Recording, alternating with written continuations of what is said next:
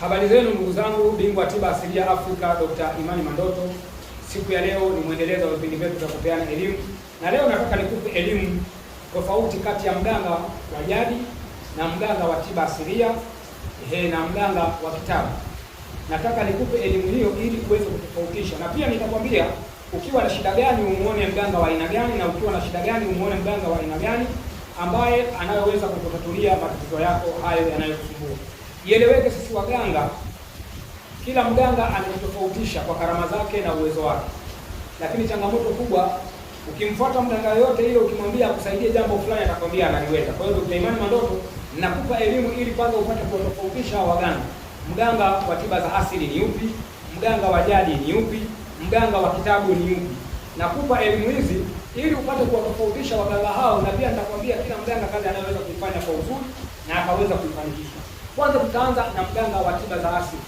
Mganga wa tiba asilia ni yule mganga ambaye anatumia mitishamba. Ana uwezo wa kutibu wewe kwa kutumia madawa ya mitishamba. Ina maana kama wewe unaumwa na tumbo, una chango, una ngiri, una vidonda vya tumbo, una pressure, una kisukari, mganga wa tiba za asili anaweza kutumia mitishamba kwa elimu yake aliyoisoma na kukaa na watu wenye uwezo wa kutibu, akaweza kuilisi ama kuipata kalama hiyo na taaluma hiyo, akaweza kujua kwamba shida hii inatibiwa kwa mti huu. Ieleweke, katika mapori yetu tuliokuwa nayo hapa duniani yana dawa mbalimbali, yana miti mingi, na miti mingi ni dawa ambazo zinazoweza kuwasaidia watu kutibu maradhi yanayowasumbua. Kwa hiyo mganga wa tiba za asili ni yule mwenye elimu ya mitishamba ambaye anaweza kujua mtishamba huu unaweza kutibu tatizo hili. Kwa hiyo utakapokuwa na maradhi ambayo hayahusiani na uchawi, yanahusiana na magonjwa tu ya kawaida kama vile kisukari, presha, nguvu za kiume, vidonda vya tumbo, miguu kupagani na kuwaka moto, maradhi yote ya aina hiyo ambayo yanatokana na maradhi ya kawaida ambayo sio uadui, sio uchawi, wala sio kutupiwa majini, ukimuona mganga wa tiba za asili anaweza kukusaidia. Kwa hiyo nihitimishe kwa kusema mganga wa tiba za asili ni yule mganga anayetibu magonjwa yote kwa kutumia dawa za mitishamba, lakini magonjwa hayo sio ya kurogwa wala sio ya kutupiwa majini. Ina maana ukienda kwa mganga wa tiba za asili mwenye uwezo na karama ya kuweza kujua miti inayotibu watu, anaweza kutibu matatizo yako na kukusaidia. Kwa hiyo kama unaumwa na vidonda vya tumbo, una kisukari, una presha, una maradhi aina mbalimbali ambayo yanatibika hata hospitalini, ukienda kwa mganga wa tiba za asili anaweza kukutibu kwa kutumia dawa za mitishamba.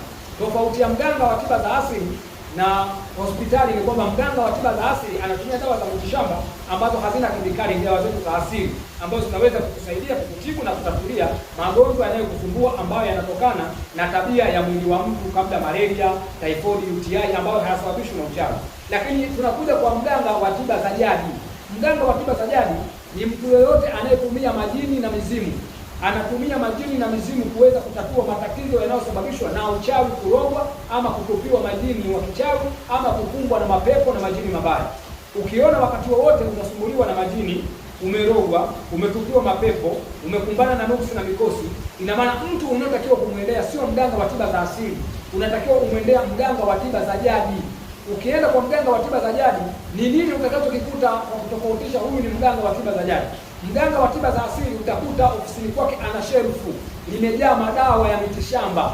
Utakuta mamiti ya kusaga, mamiti yaliyokatwakatwa. Huyo ni mganga wa tiba za asili. Mganga wa jadi utakutana ana vitu kama unavyoviona hapa mbele yangu. Utakuta ana singa, utakuta ana tunguli, utakuta ana mapembe, na utakuta anapotaka kukutibu kwanza anawaita wale mizimu au wale majini ambao wana ile kalama aliyoibeba. Kuna watu wanatumia mizimu na majini kwa pamoja, lakini kuna watu wanatumia majini tu, na kuna watu wanatumia mizimu. Lakini asilimia kubwa ya waganga wa tiba za jadi wao wanatumia majini na mizimu, na mara nyingi ndio wanaopiga ramli kuangalia shida na matatizo yako yametokana na nini. Na hawa ndio waganga ambao wanaoweza kuzama katika shida yako na kujua ni nini kinachokusumbua. Na waganga hawa mara nyingi wana viapo wanavyoapishwa kwenye majini na mizimu ili kutenda haki, kutenda ukweli na kutunza siri za uganga. Maana yake katika kanuni za uganga wa tiba za jadi kuna miko, kuna taratibu, kuna kanuni, kwa sababu wewe kama mganga wa tiba za jadi maana yake utabeba siri za watu. Utaweza kuangalia na kujua siri zao zinazowasumbua majumbani mwao. Unaweza kuangalia ukajua mke wa huyu anatembea na mwanaume gani, unaweza kuangalia ukajua mwanaume huyu anatembea na mwanamke gani, lakini unabakia kuwa na siri za kuto kumweleza mke wala kumweleza mume juu ya madhaifu na matatizo ya mke wake. Unaweza ukaangalia ukajua kwamba mtu huyu amerogwa na mtu fulani, lakini katika miko na mafundo ya uganga hautakiwi kumweleza mtu yule amerogwa na nani. Kinachotakiwa wewe ni kumtibu kutibu ili kumuondoa katika shida uliyokuwa nayo. Kwa hiyo katika uganga wa jadi kuna mambo mengi sana ambayo huo ndio uganga ambao unaozama na kutatua matatizo mengi yanayotokana na mambo ya kurogwa, kutupiwa majini, kukumbwa na majini, kukumbwa na mikosi, kukumbwa na nuksi, na kuweza kuwatumia majini wazuri na kujua majini wabaya na namna ya kupambana nao.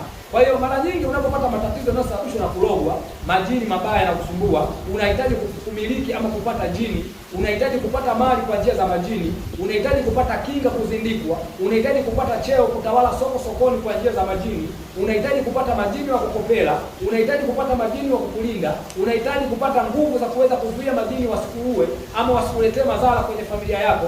Mganga unaotakiwa kumwendea ni mganga wa tiba za jadi, sio mganga wa tiba za asili. Ukimwendea mganga wa tiba za asili anaweza akabahatisha kukufanyia vitu lakini visikusaidie, lakini ukimwendea mganga wa tiba za jadi, yeye ana uhakika wa kukusaidia kutokana na kwamba yeye anakuwa ni mbobevu na mwenye kuelewa juu ya majini na mizimu, kwa sababu yeye mwenyewe anamiliki majini, yeye mwenyewe anamiliki mizimu. Kwa hiyo ni rahisi sana kuweza kujua wewe shida yako inatatuliwa na jini wa aina gani, na kwenda direct kwenye huyo jini ambaye anakutatulia shida hiyo, na akaweza kumuomba, na pia akaweza kujua ni chano za aina gani zinazotakiwa ili kumpata jini huyo, kwa sababu ieleweke, kila jini anakuwa ana kazi yake katika kumsaidia mwanadamu. Jini ambaye atakupatia cheo sio jini atakayekupatia mali, ni jini mwingine. Jini atakayekupatia mali huenda akawa sio jini anayotakiwa kuweza kukutatulia shida fulani kutokana na shida zako. Kwa mimi Dr. Imani Mandoto nilikuwa nakupa elimu, lakini pia tumalizie mganga wa mwisho, mganga huyu wa kitabu. Mganga wa kitabu, hii ni taaluma na elimu mtu anaokuwa anaisoma. Taaluma hizi zimehifadhiwa katika vitabu vya kale, ambao wapo watu ni magwiji, ni maguru katika tasnia hiyo. Wapo watu ambao wana karama na elimu za kidini, ambao wamekuwa ni wabobevu katika tiba hizo, katika elimu hizo za kidini. Kwa hiyo wamesoma elimu kubwa sana za vitabu vya kale, na wakaweza kugundua kwamba zipo dua, zipo aya, yapo maombi maalum ambayo mtu anaweza kufanyiwa kupitia malaika wa baraka, na mtu huyo akaweza kupata msaada. Anaweza akafanyiwa mtu maombi kupitia majini, na mtu huyo akaweza kupata msaada, kwa sababu hata watu wenye karama za vitabu, wenye uganga wa vitabu, wana uwezo wa kuweza kuwaita majini wale wazuri masharifu wa baharini, wakaweza kumsaidia mtu matatizo mbalimbali. Kwa hiyo hata unapokuwa unahitaji majini, hasa hawa masharifu, mganga wa kumwendea ni mganga ambaye ana karama za vitabu. Wale waganga waliosoma ambao ni wabobevu, ni maguru, ni wataalamu na ni wasomi pia, ni wanazuoni, wanakuwa wana elimu kama hizo. Kwa hiyo mimi Dr. Imani Mandoto nilikuwa nataka nikwambie kwamba na utakapokuwa ni mtu ambao unyoshika dini, tukichukulia kwa mfano, kuna haya mambo ya uganga yaligawanyika katika pande kuu mbili. Kuna watu wanaamini katika dini, lakini zipo njia za kuweza kumsaidia na kalama za kumsaidia mtu ambaye ameshika dini. Zipo njia kwenye mambo ya uganga wa vitabu, lakini pia katika mambo ya mizimu zipo njia za kuweza kumsaidia mtu ambaye japo yuko kwenye dini lakini ana imani kwenye mizimu, akasaidiwa kupitia uganga wa jadi, kupitia mizimu ya asili na jadi. Kwa hiyo mimi Dr. Imani Mandoto naamini leo nimekupa elimu ya kutosha kukutofautishia makundi ya waganga hayo, na hayo makundi yote katika sheria zetu za tiba asilia yamekusanywa yakapewa kwamba hawa ni waganga wa tiba za jadi na wakunga wa asili. Kwa hiyo utakapokuwa ingawa umejumuishwa katika makundi hayo, lakini mimi leo nimekuchambulia na nikakuwekea wazi ili upate kujua unapokuwa na shida gani umuone mtu wa aina gani. Unapokuwa unahitaji kufanyiwa dua, kufanyiwa maombi ya kidua yanayokuwa katika muktadha wa dini, mtu unayotaka kumuona unatakiwa umuone mganga wa kitabu, mwanazuoni ambaye amebobea, mbobevu, guru ambaye anakuwa amebobea katika hiyo tasnia ya visomo na vitabu. Asije mtu akakwambia kwamba ni mtaalamu wa tiba za asili wa mitishamba, alafu akakwambia kwamba anaweza kukufanyia dua, anaweza kukufanyia kila kitu. Si kweli. Vitu hivi vimejitenga, na mimi nilitaka ukitofautishe. Kama unauma maradhi mbalimbali yanayotokana na mambo tu ya kawaida, mtindo wa maisha, labda una kisukari, labda una typhoid, muone mganga wa tiba za asili, atakusaidia kukupa dawa za mitishamba. Lakini kama unasumbuliwa na mizimu, unasumbuliwa na matatizo ya majini mabaya, unarogwa, mtu wa kumuona ni mganga wa tiba za jadi. Lakini kama unahitaji maombi kwa muktadha wa dini, unahitaji kufanyiwa visomo na bado ukabaki kwenye imani yako ya dini ambapo inavyokuongoza, muone mganga wa vitabu. Mpaka hapo naamini utakuwa umepata elimu ya kutosha. Mimi ni ndugu yako, rafiki yako, bingwa wa tiba asilia Afrika, Dr. Imani Mandoto. Lakini nikuombe uendelee kusubscribe channel yetu hii, uendelee kushare video zetu ili watu waweze kupata elimu. Lakini pia endelea kucomment hapo chini na mimi nitakusaidia ili nipate kukujibu kila unachokiuliza. Nipo active kukujibu kila utakachoniuliza, na wewe kama ni mfuatiliaji wa channel yangu utakuwa ni shuhuda. Lakini kama una shida, una matatizo yanayokusumbua, nipigie mimi Dr. Imani Mandoto kwa namba yangu ya simu ya 0655942428. Kwa bahati nzuri sana, mimi Dr. Imani Mandoto, bingwa wa tiba asili ya Afrika, katika ofisi zangu zote ninazozimiliki, waganga wote hao nimewakusanya, wapo kwa ajili ya kuweza kukusaidia Sipo hapo kwa ajili ya kuambia kama mimi ni mganga wa kitabu, mimi ni mganga wa tumbuli, mimi ni mganga wa tiba asilia,